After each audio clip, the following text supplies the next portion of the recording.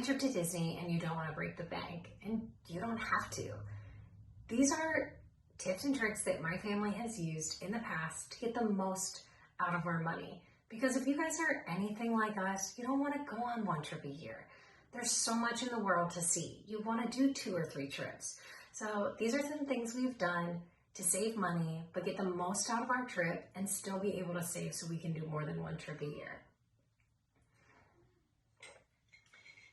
First one I want to tell you about is renting DVC points from David's Vacation Club.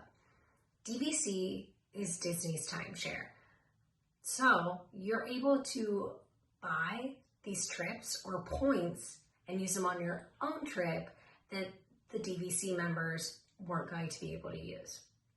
So for this example, I just want to show you a Disney Animal Kingdom Lodge stay. Now they suggest that you book it up to 7 to 11 months in advance. Now I picked dates in May just to give us a nice comparison. So if you Google just David's Vacation Club, you want to click on the cost calculator and then choose your dates. So I did May 6th to 13th. Then you're able to choose your resort, like I said, one edition of Disney's Animal Kingdom Lodge, just because that's the most one I've recently used. Then I also want to go on Disney World's website, because of course you can book the trip directly through the Disney World website, but you'll see why we've done the renting portion from David's. So if you compare the two, May 6th to 13th, Disney's is way more expensive. And when you rent DVC points, you're still getting early access or early entry rope drop. You're still getting extended evening hours because it's a deluxe resort. You're still getting free parking if you have a car at the parks, but you're not paying the cost that you would if you bought it directly from Disney. Now, I'm sure that it doesn't sound like it would be as seamless as booking through Disney, but it was really easy, and we were able to connect it to the Disney app, and everything was seamless through early entry rope drop to checking into our hotel. It worked out very smooth. So the next one we've actually done twice. The first one my parents did for a family trip where they did Hilton Grand Vacations. Now, when we did that, we booked and we stayed at the Tuscany Village Resort. And then this past time, just my husband and I and our little one booked it, and we stayed at their Lake Buena Vista Disney Springs location.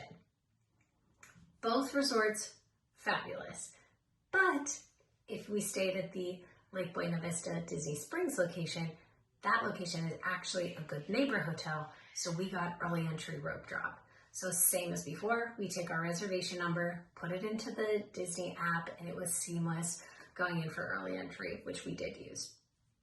But if you go on their website, you're just Googling Hilton Grand Vacations, click resorts and destinations, Florida, and then see what Orlando has at that time. It does say limited time offer. I'm not sure if the price changes throughout the year for the package, but we've used this now, my family, twice. Once my parents booking, once myself and my husband have booked it. So I have a feeling that limited doesn't necessarily mean limited. But our third one would be park tickets. Of course, you can buy your park tickets directly through Disney, but if you are a AAA member, it can save you quite a bit of money. So for this one, I wanted to compare what Disney was selling tickets for that same week, May 6th to 13th. I did 4 park days, 1 park per day, as well as what AAA offered it for. Of course, if you are looking to add the park hopper option, you can do that both through AAA and through Disney, but that will be an extra cost. For us, we used to really like park hopper, but the older we get and now having a little one, it just feels like it makes more sense to do 1 park per day, be there all day, even if we take a break, but just it took a lot of time to jump between the parks. So we don't really ever do that option anymore. But wanted to compare the 2 prices, and I'll put a cost breakdown of if you rented DVC points through David's, which there's multiple companies that do this. David's is just the one that I'm most familiar with, and purchase tickets through AAA, as well as what it would be if you went directly through Disney. I know that this isn't a total trip breakdown. I'm actually going to do a separate video on what we do for flights and renting a car and how we save that, so definitely look out for that in the future.